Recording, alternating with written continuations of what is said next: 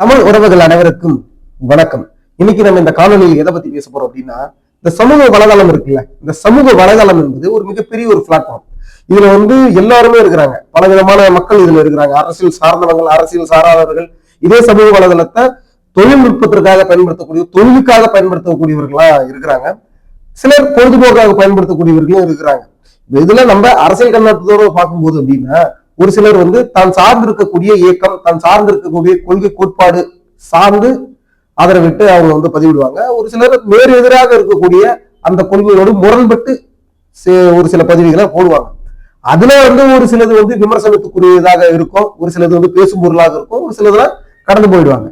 அப்படி இருக்கும்போது பேசும் பொருளாக இருக்கக்கூடியது சர்ச்சைக்குரியதை பத்தி நம்ம பேசித்தான் ஆகணும். அந்த வகையில பார்க்கும்போது டாக்டர் ஷர்மிளா இவங்க யார் அப்படின்னா, இப்ப அக்கா சுந்தரவல்லியை பத்தி நம்ம சொல்லணும் அப்படின்னா, ஒரு காலத்துல அக்கா சுந்தரவல்லி அப்படின்னு ஒருத்தவங்க இருந்தாங்க. அவங்க உண்மையில பாத்தீங்கன்னா அவங்க ஒரு கம்யூனிஸ்ட் கட்சியை சேர்ந்தவங்க. ஆனா அவங்க பண்றதெல்லாம் பாத்தீங்கன்னா திமுகவுக்கு, திராவிடத்துக்கு முட்டு கொடுப்பாங்க. அதை பார்க்கும்போது இவங்க எந்த கட்சியை சேர்ந்தவங்க அப்படின்ற குழப்பம் நமக்கே வரும்னு வச்சுங்களேன். அக்கா இல்லாத இடத்த நிரப்பி கொண்டிருப்பவரும் பாத்தீங்கன்னா இந்த டாக்டர் ஷர்மிளான்றவங்க. இவங்களை பெரும்பாலும் பாத்தீங்கன்னா பல திரைப்படங்கள்ல நீங்க பாத்துருக்கலாம். குறிப்பா பாத்தீங்கன்னா படிக்காதவன் திரைப்படத்துல டாக்டர் ஷர்மிளா அவர்கள் தனுஷோடைய அந்நியராக அவர்கள் நடித்திருப்பாங்க. இவங்க யாருன்னு பாத்தீங்கன்னா விடுதலை சிறுத்தைகள் கட்சியுடைய எஸ் பாலாஜி, அதாவது திருப்பூர் சட்டமன்ற உறுப்பினராக சிட்டிங் எம்எல்ஏவா இருக்கக்கூடிய எஸ் பாலாஜி அவர்களுடைய துணைவியார். இவங்க பொது வாழ்வில் இருக்கக்கூடிய ஒருவர். அவருக்கு வெளிப்படையா பார்க்கலாம், அவங்க ஒரு பெரியாரிஸ்ட். பொது வாழ்வில் இருக்கக்கூடிய ஒரு பெண்மணி அப்படின் போது அரசியல் சார்ந்த கருத்துக்களை, விமர்சனங்களை பொதுவெளியில் வைக்கக்கூடிய ஒரு நபர். இப்போ அவங்க பல விஷயங்கள் பேசியிருந்தாலும் இப்போ ஒரு சில விஷயம் பேசியிருக்காங்க. குறிப்பா ஒரு பதிவு, அது மிக மிக மிக ஒரு சர்ச்சைக்குரிய ஒரு பதிவாக இருந்தது.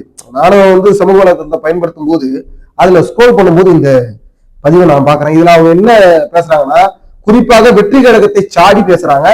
இதுல அவங்க பேசுன விஷயம் 1000 இருந்தாலும் குறிப்பா அவங்க என்ன சொல்றாங்கன்னா, வெற்றி கழகத்தை சேர்ந்தவர்களை, அதாவது விஜயோடைய கட்சி தொண்டர்களை திருஷா புருஷன் அப்படின்னு சொல்லி அவங்க மென்ஷன் பண்ணி குறிப்பிட்டு சாடி பேசியிருக்காங்க. இப்போ நம்ம இதை பார்க்கும்போது எந்த அளவுக்கு கொச்சையான பதிவா இருக்குன்றது நீங்க பார்க்கும்போதே உங்களுக்கு தெரியும். டாக்டர் ஷர்மிளா அப்படின் போது அவங்க படிச்சிருக்காங்க, பண்பட்டவங்க, டாக்டர். அவங்க பொதுவெளியில் இருக்காங்க, பொது வாழ்வில் இருக்கிறாங்க. ஒரு பொதுவெளியில ஒரு கருத்தை பதிவிடும் போது, ஒரு பதிவு செய்யும் போது அதை ஒரு கண்ணியமான வார்த்தைகளை பயன்படுத்தி அதை பதிவு செய்யணும். ஆனா இவங்க எல்லாத்தையும் மீறி, வரம்ப மீறி, கண்ணியமற்று ஒரு அற்பத்தனமான வார்த்தைகளை பயன்படுத்தி மிக மிக கொச்சத்தனமாக வெற்றி கழகத்தை சேர்ந்த விஜய் தொண்டர்களை ரொம்ப இழிவாக பேசியிருக்காங்க. இது ஒரு பெண்மணி பேசியிருக்கிறது மிக மிக வெக்கக்கேடு. அதுல இவங்க பேசியிருக்கிறதுல இன்னும் வெக்கக்கேடு. அதை பத்தி நான் சொல்ல வரேன், அதுக்குதான் வரேன். இப்ப என்னன்னா, இப்ப விஜய் ரசிகர்களை நீங்க விமர்சிக்கணும்னா தத்துவத்தோடு அவங்களை விமர்சிக்கணும். அவர்களுக்கு என்ன கொள்கை இருக்குன்னு அந்த கொள்கையோடு முரண்பட்டு விமர்சிக்கணும். இப்ப நாம் தமிழரா தமிழ் தேசியம், திமுக திராவிடம், கம்யூனிஸ்டா கம்யூனிஸ்டம், பிஜேபியா இந்துத்வா, விடுதலை சிறுத்தைகளா தலித்தியம் அப்படின்னு ஒவ்வொரு கட்சிகளுக்கும் ஒரு கொள்கை இருக்கு. எந்த கொள்கையுமே இல்லாத இந்த விஜய் ரசிகர் மன்றத்தை, அதாவது வெற்றி கழகத்தை நீங்க தற்கூறு கூட்டம்னு நம்ம விமர்சிக்கிறோம். ஏனென்றால் 234 தொகுதி இருக்கு, 268 விஜய் ஜெயிப்பாருன்னு சொல்றாங்க. விஜய் ஜெயிச்சு போனாதாங்க பாராளுமன்றத்துல ஏதாவது மக்களுக்காக பேசுவாருன்னு தொண்டர்கள் சொல்றாங்க. அப்ப அரசியல் படுத்தப்படாத தொண்டர்கள், இன்னுமே ரசிகர்களாக இருக்கக்கூடியவர்கள், இவங்களுக்கு தெரிஞ்சதுதான் உலகம் அப்படின்னு நினைச்சுக்கிட்டு இருக்கக்கூடியவர்கள் ஒரு அரசியல் கட்சி மேலன்னா அது ஒரு அரசியல் நாகரிகத்தோடு அணுகணும்.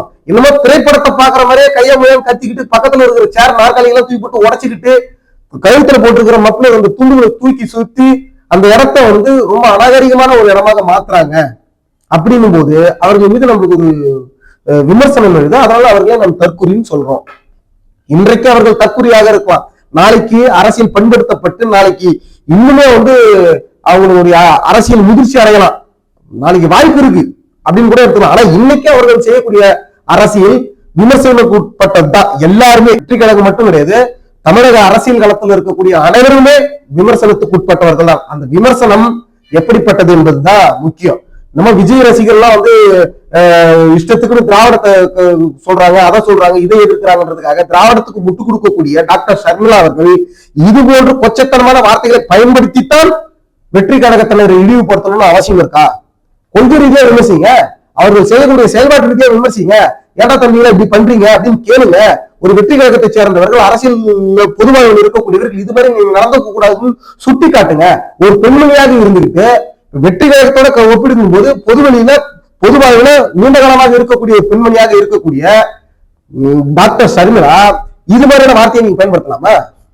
நீங்க அரசியல் தளத்தில் இருக்கக்கூடிய வெற்றி கழகத்தின் தொண்டர்களை விமர்சிக்கிறதுக்கு உரிமை இருக்கு. ஏன்னா அவர்கள் பொது வாழ்வில் இருக்கிறாங்க, அரசியல் இருக்கிறாங்க, அரசியலும் உள்ள வந்துட்டாங்க, விமர்சனத்தை தாங்கக்கூடிய இடத்துக்கு அவங்க வந்துட்டாங்க. விமர்சிக்க வேண்டியது அவர்களை விமர்சிக்க வேண்டியது ஒவ்வொருவருடைய உரிமை. யார் வேணாலும் விமர்சிக்கலாம். அவங்களை விமர்சிக்கிறதுக்கு எதுக்கு சம்பந்தம் இல்லாம த்ரிஷாவை நீங்க எடுக்கணும்? நீங்க த்ரிஷா புருஷன் கேக்குறீங்க. விஜய் ரசிகர்கள் பதில் சொல்லுங்கன்னு சொல்லிட்டு போங்க, தற்கொலைகளை பதில் சொல்லிட்டு போங்க சொல்லுங்க. அதை விட்டுட்டு த்ரிஷா புருஷன் சொல்வது எப்படிப்பட்ட ஒரு அநாகரிகமான பேச்சு? அது ஒரு பெண்மணி நீங்க பேசலாமா? ஒரு சமயத்துல நாம் தமிழ் தலைமை ஒருவர் சீமான் அவர்கள் மீது ஒரு பாலியல் குற்றச்சாட்டுன்னு வைக்கும்போது ஒரு திருமண மோசடி புகார பாலியல் புகாராக நீங்கள் மறைமாற்றி பாலியல் பொறுக்கி சீமான், பாலியல் குற்றவாளி சீமான் பேசிட்டு இருக்கும்போது என்னன்னா பாலியல் பலாத்காரம் அந்த மாதிரி என்ன சொல்லிட்டு இருக்கீங்க, நான் வயசு பிள்ளைய கூட்டு போயிட்டா கற்பழிச்சேன் அப்படின்னு ஒரு வார்த்தையை கோபத்தில் விடும்போது அதை இந்த டாக்டர் ஷர்மிளா சீமான் பொறுக்கி நாய் இப்படி பேசுறான். அவன் பக்கத்துல பொண்ணுங்களா உட்கார வச்சுக்கிட்டு மகளிர்லாம் உட்கார வச்சுக்கிட்டு எப்படி பேசுறான் அவன் கட்சியில இருக்கிறவங்க இப்படியா அப்படின்னு பல்ல கடிச்சுக்கிட்டு பேசுறவங்க டாக்டர் ஷர்மிளா. ஆனா இன்னைக்கு அவங்க எப்படிப்பட்ட பேச்சு அவங்க பேசியிருக்காங்க? டாக்டர் ஷர்மிளா அவர்கள் அவங்களுடைய ஐடியில ஒரு பதிவு போடுறாங்க. ஒரு பெண் ஆணோடு பொதுவெளியில பேசுவதற்கே தயக்கமா இருக்கு. காரணம் அப்படிப்பட்ட ஒரு ஆணாதிக்க சமுதாயம் கட்டமைக்கப்பட்டிருக்கு. அதையும் மீறி ஒருத்தவங்க பேசினா உடனே கேரக்டர் அசோசியேஷன் பண்ணிடுறாங்க. ஒரு பெண்ணினை பிடித்தான் அப்படின்னு கேரக்டர் அசோசியேஷன் பண்ணிடுறாங்கன்னு பதிவு செய்வது இதே டாக்டர் ஷர்மிளா. டாக்டர் ஷர்மிளா அவர்கள் இப்படிப்பட்ட பதிவு செஞ்சுட்டு நீங்களே த்ரிஷா அவர்களை அந்த விடுதலை நம்ம வெற்றி கழகத்தில் இருக்கக்கூடிய அத்தனை தொண்டர்களோடு தொடர்பு படுத்தி கொச்சையாக பதிவு பண்றதுக்கு உங்களுக்கு என்ன தகுதி இருக்கு? நீங்க பொதுவெளியில புத்திமதி சொல்றதுக்கு என்ன தகுதி இருக்கு?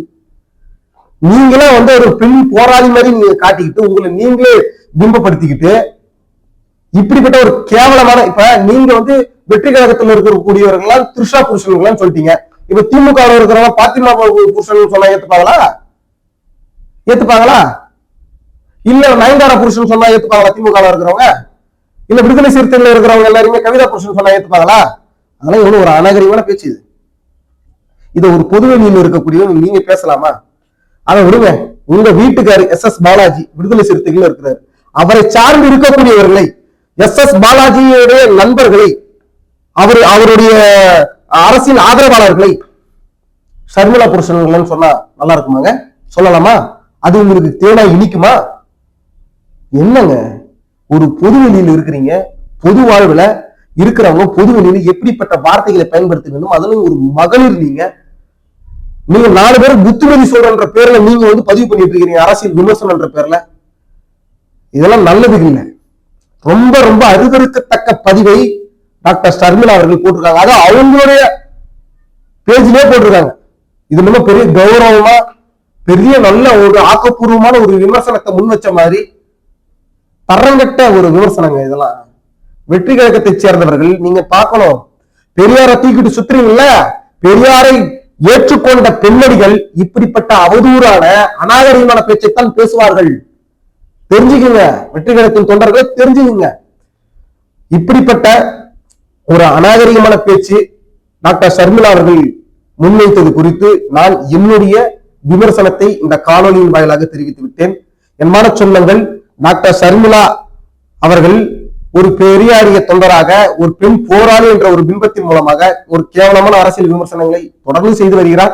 அதுல இது ரொம்ப அநாகரிகமான ஒண்ணு. இது குறித்து உங்களுடைய கருத்துக்களை நம்மளுடைய கமெண்ட் பாக்ஸ்ல தெளிவுபடுத்துங்க. இந்த காணொலி பிடித்திருந்தால் மறவாமல் விருப்பம் பெறுவீர்கள். நம்மளுடைய வலையுடைய பின்தொடர்ந்து பேராதரவு கொடுத்து உதவுங்கள். இதே போல அடுத்த காணொலியில் சந்திக்கிறேன். அதுவரை உங்களிடமிருந்து விடைபெறுவது உங்கள் கரிகாலன். நன்றி.